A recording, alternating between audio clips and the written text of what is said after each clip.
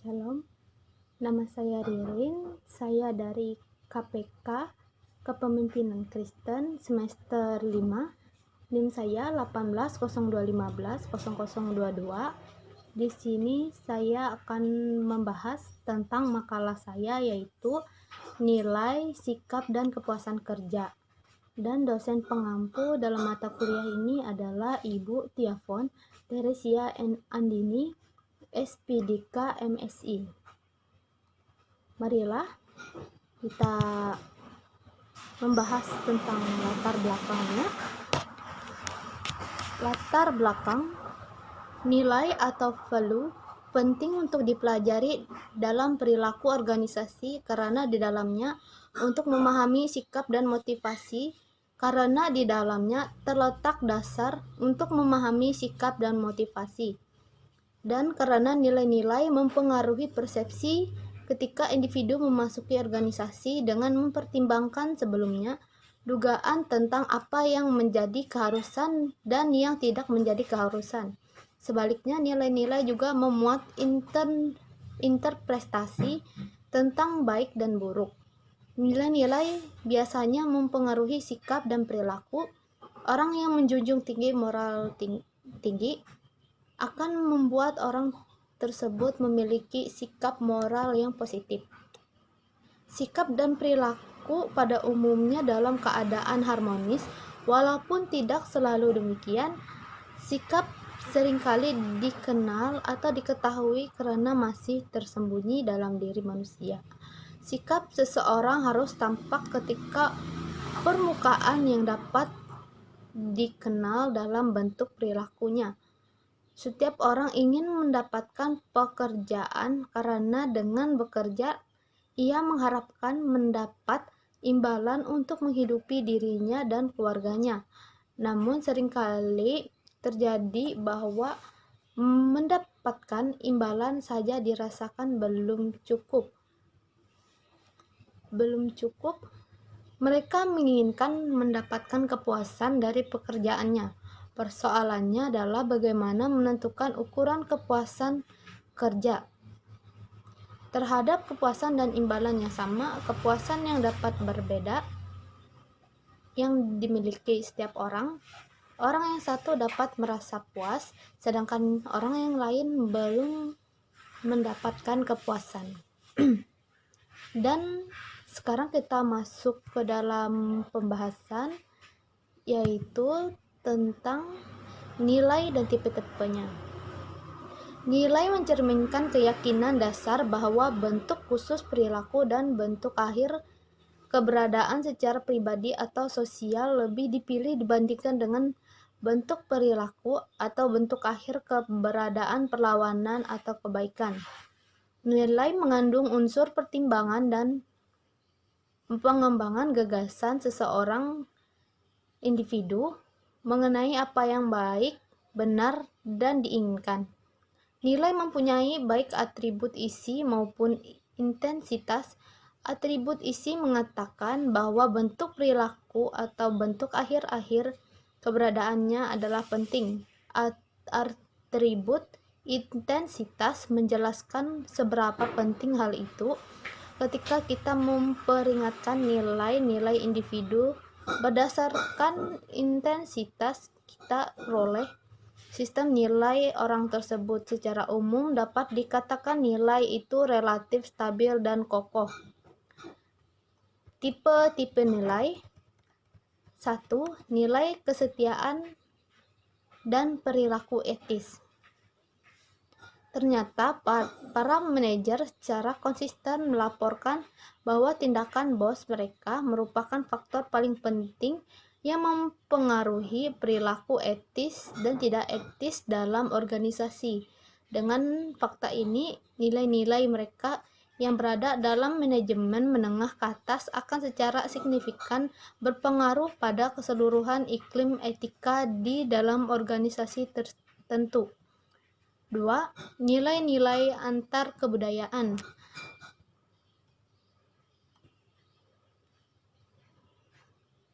Kerangka kerja Honsted untuk Pengkajian kebudayaan merupakan salah satu pendekatan paling dirujuk mengemukakan bahwa para manajer dan karyawan berbeda-beda berdasarkan 5 dimensi nilai kebudayaan nasional. Nilai-nilai tersebut adalah 1.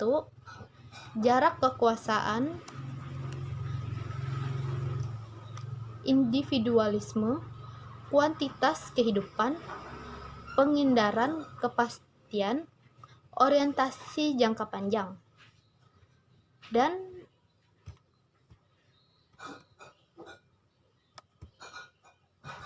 di dalam jarak kekuasaan merupakan atribut kebudayaan nasional yang menggambarkan tingkat penerimaan masyarakat akan kekuasaan dalam institusi dan organisasi yang didistribusikan secara tidak merata.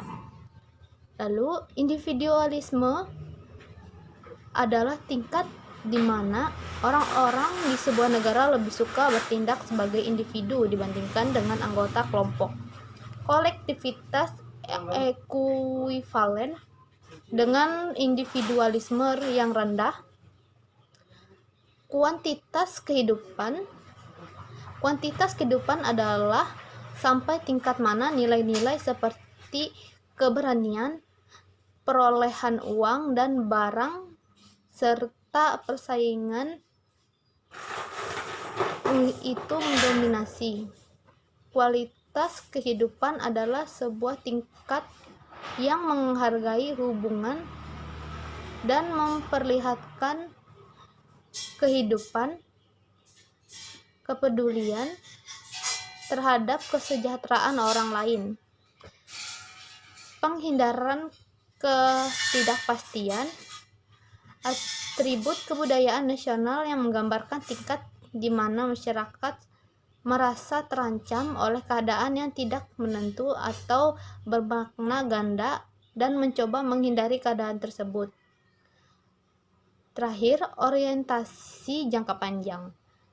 Orang-orang yang hidup dalam kebudayaan dengan orientasi jangka panjang melihat ke masa depan dan menghargai penghematan dan ketekunan. Orang-orang yang berorientasi jangka pendek menghargai masa lampau dan masa kini dan menekankan pada tradisi dan pemenuhan kewajiban nasional.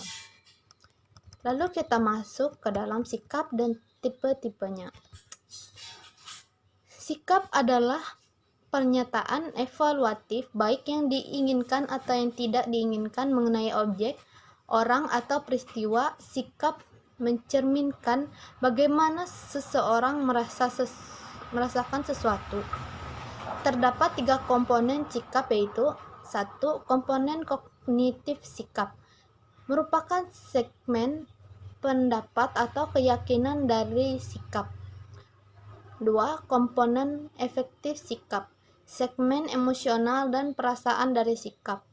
3. Komponen perilaku sikap merupakan maksud untuk berperilaku dalam cara tertentu terhadap seseorang atau sesuatu. Dalam organisasi, sifat bersifat penting karena mereka mempengaruhi perilaku. Tipe-tipe sikap. 1. Kepuasan kerja. Istilah kepuasan kerja merujuk pada sifat umum individu terhadap pekerjaannya.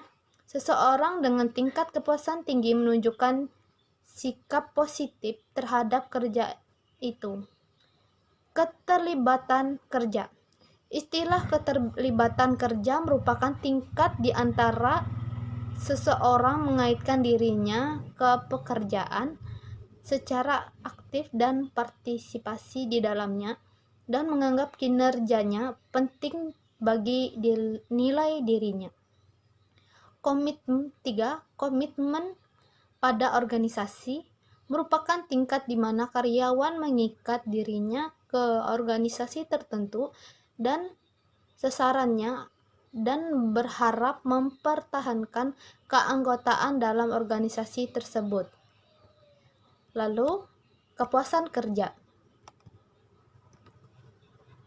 Menurut Lutyens 2005 dalam bukunya Organisation Behavior mengutip pendapat Luke bahwa kepuasan kerja merupakan keadaan emosional yang bersifat positif dari seseorang yang ditimbulkan dari penghargaan atas sesuatu pekerjaan yang telah dilakukan.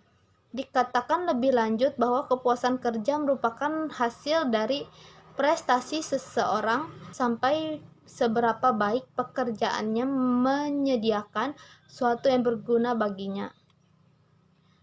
Menurut Matlis 2006, kepuasan kerja adalah keadaan emosi yang positif dari mengevaluasi pengalaman kerja seseorang.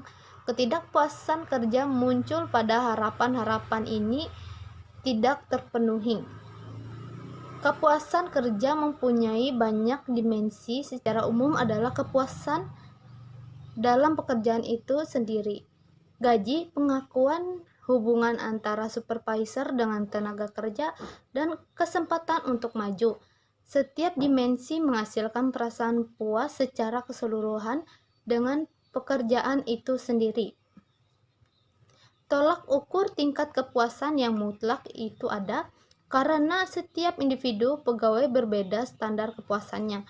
Indikator kepuasan kerja ini dapat diukur dengan kedisiplinan, moral kerja, labor turnif yang kecil, maka secara relatif kepuasan kerja pegawai baik, tetapi sebaliknya jika di kedisiplinan, moral kerja, dan labor turnif besar, maka kepuasan kerja pegawai pada perusahaan dinilai kurang.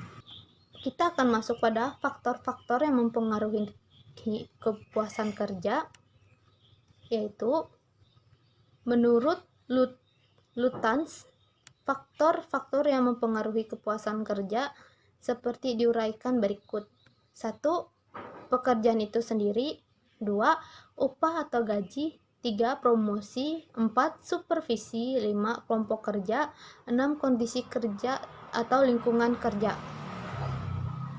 Namun, sedangkan menurut Gilmer, hal yang mempengaruhi atau faktor kepuasan kerja yaitu A. Kesempatan untuk maju, B. Keamanan kerja, C. Gaji, D. Pengawasan, E. Faktor intrinsik dari pekerjaan, F. Kondisi kerja, G. Aspek sosial, H. Komunikasi, I. Fasilitas, dan masih banyak lagi.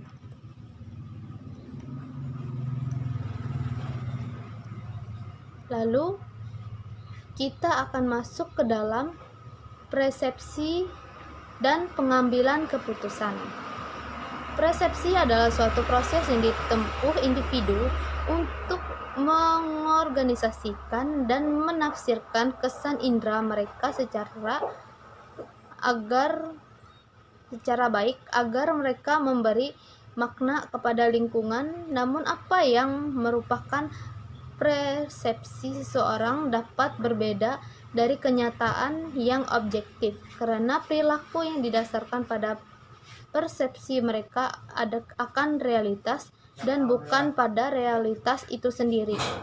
Maka persepsi sangat penting pula dipelajari dalam perilaku organisasi.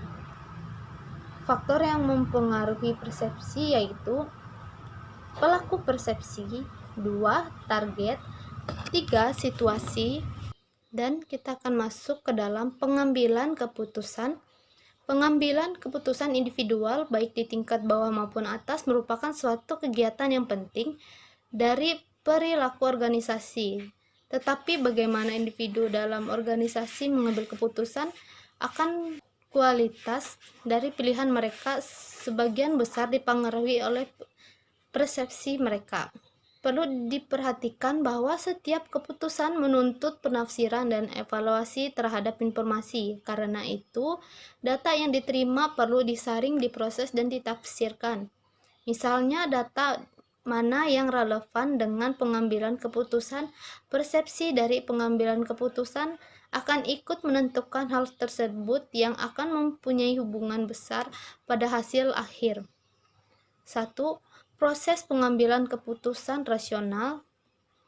2. Meningkatkan kreativitas dan pengambilan keputusan.